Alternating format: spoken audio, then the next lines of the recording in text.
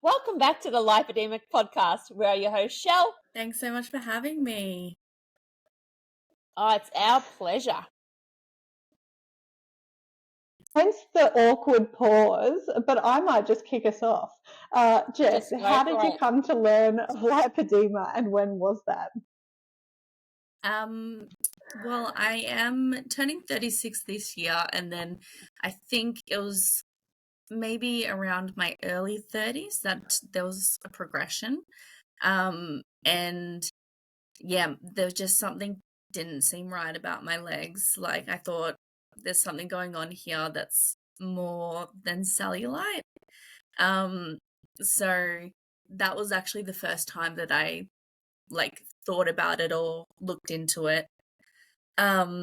And I went and saw a physio for a shoulder injury from basketball, and I made sure to wear a skirt when I was going so that I could just be like, oh, hey, like, while you're working on my shoulder, can you please have a look at my legs? And the reason why I did that was because when I booked in with her, I noticed that she specialized in lymphedema.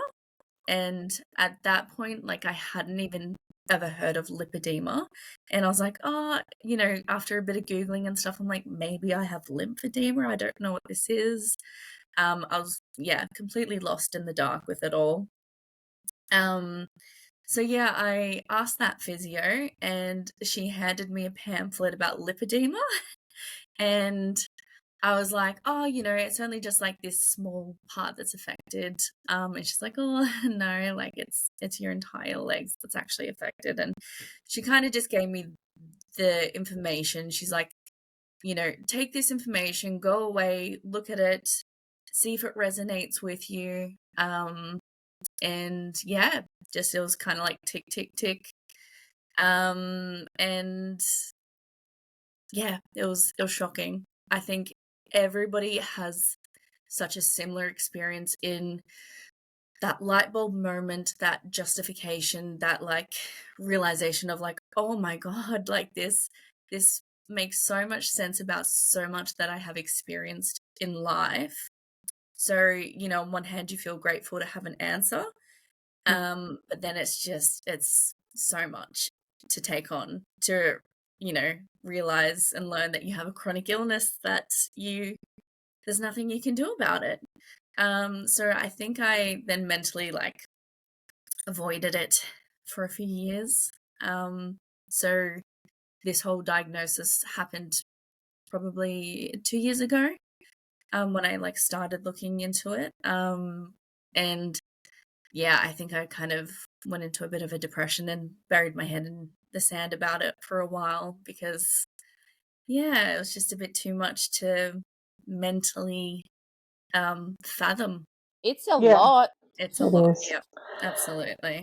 Can be overwhelming, that initial, even though, like you said, you feel justified and you feel, that validated, is still a big lot to take in. Yeah, absolutely. And yeah, I think that's such a similar experience that I hear so many women having, that double-edged sword. And dealt with their emotional and psychological reactions first, and that whole, well, there's nothing I can do about it rhetoric. Whether we believed it at the time and still believe it now, or whether that's progressed to, well, I've got the power to do something at least. But it's not uncommon to sort of park that diagnosis for when you are emotionally ready to tackle what's next. So Yeah. it's really great that your physio actually had some information for you about lipedema. When you mentioned that you were going through the symptoms and it was sort of tick, tick, tick for you, apart from that cellulite look, what else resonated with you with the condition? Probably, well, one thing that I found really kind of difficult to resonate with was that I never particularly found it painful. But then I think that is thinking about it retrospectively, I think it's because it was and always has been my normal. You know what I mean? I developed it at the onset of getting my period when I was 11 years old. So having it for 20 plus years, it's all I've ever known. So I think probably the heaviness is like, you know, just that real heaviness, because I always, again, I think this will resonate with a lot of women. I was always so self-critical of myself if I was like walking upstairs and just feeling so fatigued, because your legs, it's like you're carrying concrete upstairs. It's just, yeah, like it's just so difficult. And then I'd always be so self-critical and think, oh, you know, I've let myself go. I'm like losing my fitness. Like I'm so, you know, out of whack at the moment. And yeah, that was definitely like probably one of the major things that resonated with me. Had you noticed progression at specific times throughout the rest of your life? I think like the biggest progression was like the onset. So I was in grade 6, and then over the next few years, as I was entering my teen years, I definitely noticed like a progression in my legs. But I don't think until about maybe my late 20s, early 30s, yeah, I didn't notice a progression because, yeah, I've always been relatively active. And, you know, there have been times where, like, you don't have the opportunity to, you know, be as disciplined or consistent with your exercise. So in those times, like, I put on weight very easily.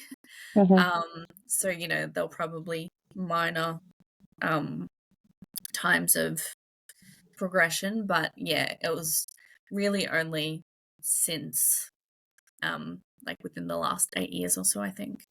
I think a lot of changes in hormones.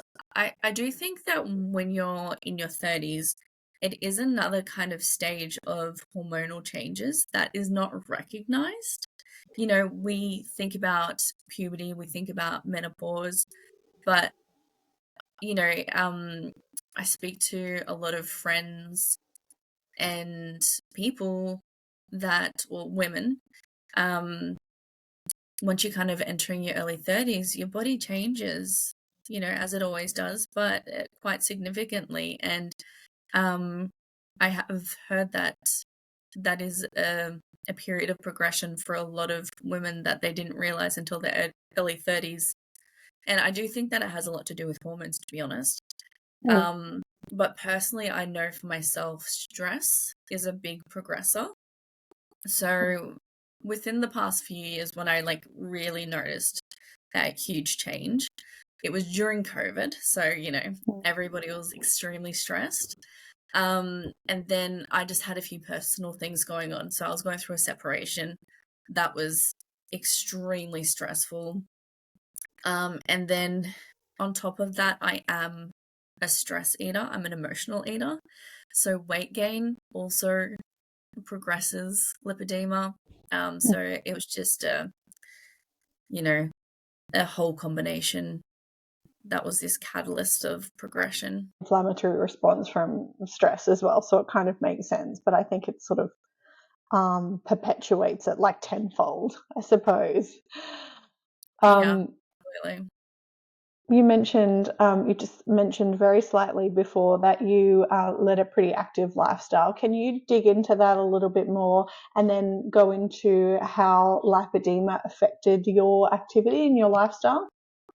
Yeah. So as a kid, I played lots of sports. I've been going to the gym since I was 18, so that's 18 years. That's half my life now. I play basketball. I've always loved that. And so the area that I live in now, I moved here 10 years ago. And so I can really mentally just feel that shift in the lipedema. So when I first arrived here, I joined a basketball team and I was very fit. I was sprinting around the court, very fit, very active. And since I've had that progression, especially in like the last 5 or so years, I've just felt so much more sluggish and unable to move as well, as fast, as freely. And, I have a comorbidity of hypermobility, so that does affect me a lot. I'm very prone to injuries. So, yeah, that progression is just, again, just the heaviness of that diseased tissue really slowed me down. And I'm just at the end of having 4 surgeries, and I can feel the difference again. It feels like 10 years ago, because all of that excess diseased tissue is gone. So I just had my first game back at basketball a few nights ago after having surgery recently, and I was running around, and yeah, it was wonderful. Felt really good. Yay! That is awesome. Jess is back. Yeah, That that's must right. have felt Yeah, it was really good. so. The hyper might be connected to lipedema, or if it's not connected, a lot of people with hypermobility have lipedema, or there's some people with lipedema that have hypermobility. There's some similarities there. Because that's another, not only are your limbs heavy, but you'll also have that added strain on your joints. Yeah. That would have really affected your sports as well, especially like on the court. Not so much in the gym when you're lifting, because you're so conscious all the time about your body and positioning, but when you're being so reactive in a game, like that's just a recipe for disaster. Yeah, absolutely. Well, yeah, the reason that I went and got the lipedema diagnosis was because I did my rotator cuff. So like I got like a footballer's injury. While I was playing basketball, so wrecked my shoulder. And yeah, when I was 13 years old, I broke my ankle simply from stepping down from a curb. I stepped from a footpath down off over the curb and just snap. Because my joints are just so unstable. So that's why I really really focus on like strengthening around the joints, and that's kind of my main focus at the gym. And even though I have been so active in the gym and sports and everything for my entire life, it's only been within like this last 6 months that I've realized that I have hypermobility. And yeah, it is actually crazy because I have injured myself in the gym as well, just because, not doing anything wrong with my form physically, but my joints just giving way. Like one time, probably 10 years ago, I was in the gym and my shoulder just collapsed and like partially dislocated. Like there was nothing wrong with my form or my technique. I was strong. But yeah, now I do particular exercises to focus on strengthening around those joints. Yeah, so important. Absolutely. I've got hypermobility as well. And I hurt myself playing football with boys at school probably about 6 years ago. And every year my back just goes now. And even haven't been to the gym in ages because I just keep hurting myself, like my hips and my back. And also, like you were saying, like that weight on your joints, because I used to have a shelf, like a butt shelf. Yeah. It's gone now, but my back is still repairing itself, and even like on the weekend I had Bowen therapy, and like I've got sciatic pain. I'm like, oh my goodness, bloody body. I know. Yeah, and like Tatiana, as you said, it's possible to have so many different comorbidities and what's connected to which. I haven't looked into any of the research myself, but just with anecdotal evidence, it seems, quite common. Some women have EDS, there's so much, and yeah, it seems like it's a really common thing. And yeah, it's really difficult, as you both said, to have that weight plus the unstable joints. So it's yeah, it's very, very important to stabilize those and support them. Yeah, Yeah, I absolutely. agree. Hypermobility, and even if I do have an inkling of it, I'd be pretty low on that spectrum, which is such a shame because I come from a dancing background. So I'm pretty sure hypermobility would have really done me a solid because I Yeah, would would have have been been an super advantage. flexy. Yeah. But I wasn't. I sort of had a really flexible right leg and a terrible, I had to really work on my flexibility of my left leg, and that middle split was never sort of something for me. So I missed out in that aspect, but perhaps I'm lucky in the long run that I don't have. Mhm. But I do still injure myself, and I suppose like the hypermobility comes with a higher risk of injury if you're going to play sports. But everybody else with lipedema or everybody else in general, they're not saved from sport injuries. I guess when Yeah. you're, I know like in dancing, I go into like this zone and I'm very irresponsible with my body, which is why I don't dance anymore because I would just completely break myself, break my neck or something because you just love love it so much you just go into a zone of I forget that I'm a 30 almost 37-year-old woman with 37-year-old muscles and bones. Yeah, no, I totally understand that. I'm the same with basketball. You just get in the zone. Yeah, which is fine when you're a bit younger. I think when I was younger, my body could handle it a little bit more, but now I'm really feeling it. Like those poor hypermobile joints. Yeah, they twist and they turn and they pinch nerves. It's no fun anymore. So, Jess, you briefly mentioned surgeries. How many surgeries have you had now? So within the past 12 months, I have had 4 surgeries. Okay, can you talk through what you've had done and when? Yeah, absolutely. So starting June 2023, I had the front of my thighs done, so anterior uppers. I had 4.3 liters taken out from about hips to just below the knees. So that knee pad, that's the area that I was most concerned about. That made me look into lipedema was that fat knee pad under the knees because it was like this big fat cellulite patch, and I'm like, people don't get cellulite here. This is so strange. Um, then I had my second surgery in October 2023, and that was for my posterior. So I also had the shelf. So I had from probably, kind of lower back to about midway down the back of my thighs done. And that was a total of 4 liters taken. And then March 2024, I had my lower legs done. So that was from, the point that they got up to in the posterior surgery all the way down to the ankle and on the front. And then my most recent surgery that I had in May, which I think is about 6 weeks ago, I had that. That was for my arms and my abdomen. And then I also had the skin tightening process Renuvion on the arms, abdomen, and front of thighs. So it's been a big 12 months and I'm exhausted. Yes, you would be.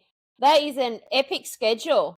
Yeah, yeah, So with absolutely. the skin tightening, so you have to be under for that. Yeah, yeah. So So while you're under, they've gone over your legs as well. yeah, Even though they correct. were doing your arms and abdomen, they've gone over your legs with that skin tightening procedure. Yeah, that's correct. They go through the same incisions. Yeah. Oh, okay. Okay. Wow. All right. All right. So which was your hardest surgery and which was the easiest? I think I think the first surgery is always the hardest. You don't know what to expect. You don't have your like medications kind of sorted properly. You don't know which ones to take properly. Um and with the first one, I also experienced a period of depression because there's just that thought of like, oh my God, how many more times do I have to do this? I have to go through this whole process again and again and again. And then I think the easiest one was my second surgery. I think that the posterior area is actually, pretty, the least painful of them all, the easiest. And I had a friend that came and cared for me during the surgery and post-surgery, and she didn't work, and it was like we're on a little holiday together, and we just hung out and had fun, and yeah, that was really nice. So I think that helped a lot, and by that point I'd gotten the medications correct, so I knew when to take the pain medications if I needed, and yeah, so that was the smoothest. Oh, that is so good. Because I guess expectations, you don't really, like, you can hear other people's stories, you can ask as many questions as you want, but until it's you going under the knife and it's your body having to recover, you really don't know what to expect. Yeah, that's exactly right. Everyone has a different experience, and we've all got different bodies. We might have the same disease, but we present differently. It affects us differently. We're all so unique in our circumstances. Yeah, absolutely. And you're absolutely right, because we have that common thread. We all have lipedema, but that isn't the only factor of our lives. And as we're starting to learn more, like all these subtypes, which we sort of spoke about just before, like with hypermobility, like that's a subtype, like lipedema and hypermobility and lipedema and all the other, like POTS and all of those things. Like we all come into it with all these different things. And so, yeah, you're absolutely right. It's a crazy jigsaw puzzle. Yeah, absolutely. And so now that you're 6 weeks post surgery from your last surgery and you're already back at basketball, how else has everything been impacted after surgeries? I think that because this has been my final surgery, I think that it's been a little bit slower to recover. I think just that mental kind of release of, like the adrenaline's worn off, and, I can finally take a breath and kind of be done with the surgeries for the moment. And so, yeah, I think that it does feel like a slow process post this surgery in how my body is recovering. So I was actually so surprised that I had a great game at basketball the other night. I went there saying to the coach and to my team, oh, I don't know how I'm going to go. Like, I haven't been feeling that great in my recovery. But yeah, once I was out there and running around, it felt really good. And I think that's given me more motivation to kind of keep active, because I think I've kind of fallen into not being so active, and because like I'm so sore still and so sensitive, and I'm still swollen, but then it's just that vicious cycle of not moving my body, and then it seizes up, and then it hurts more.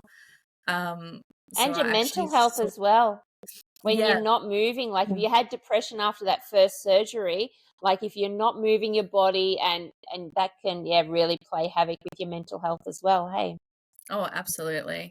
And I saw my MLD therapist last week, and I told her, like, usually if I wanted to do some gentle movement and stretching, I'd do a bit of yin yoga, but I'm still sensitive in a way that just wouldn't work for me. And she suggested that I go to the hydro pool. So I went and bought a 10-pack pass to the local pool, and I went on Saturday, and it felt amazing. So yeah, that's What a great suggestion.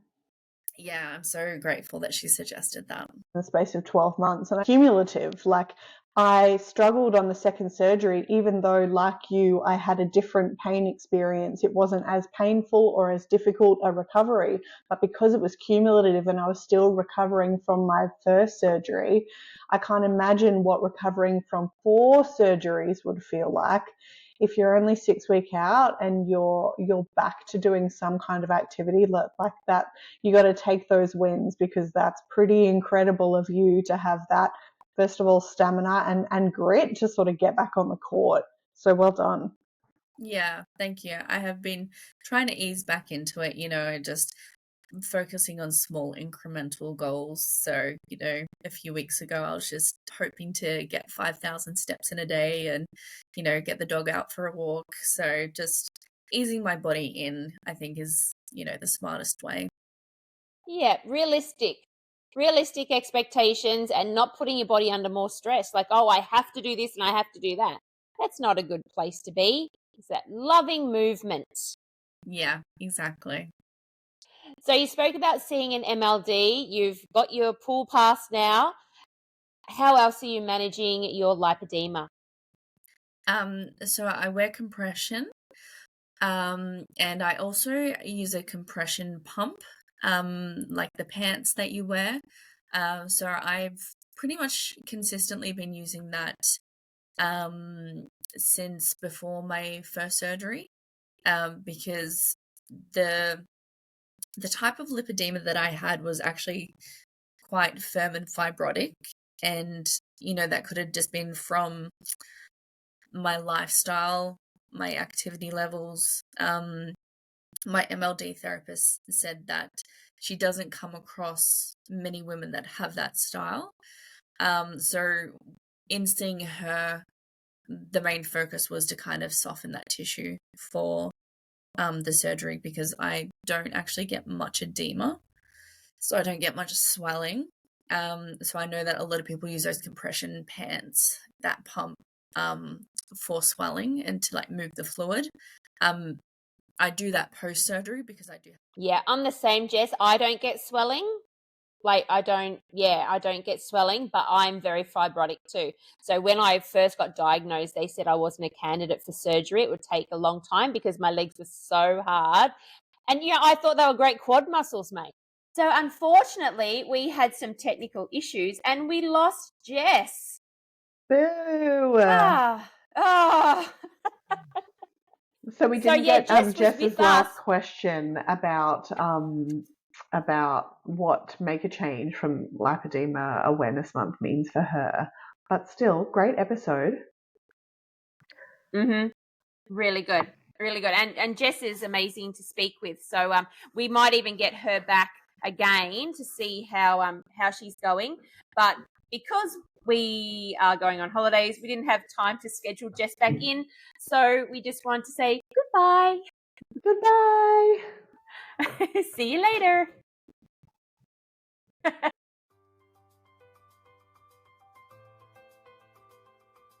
When we started the Lipedema podcast, we relied on word of mouth and existing connections. Our following has happened organically, and we are so honoured by your support.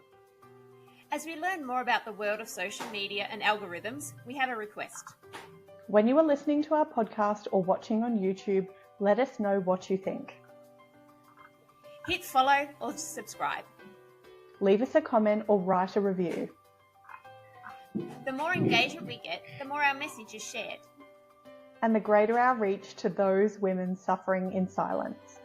Thank you for listening to the Lipedema podcast. Lipedema and its symptoms vary from individual to individual. The opinions and advice voiced in this podcast are of a personal nature and used for educational purposes. Please take away from this podcast what resonates with you, and please see your GP or preferred specialist for diagnosis and healthcare. We are Shelley and Tiana from the Lipedema podcast. Until our next episode, bye for now.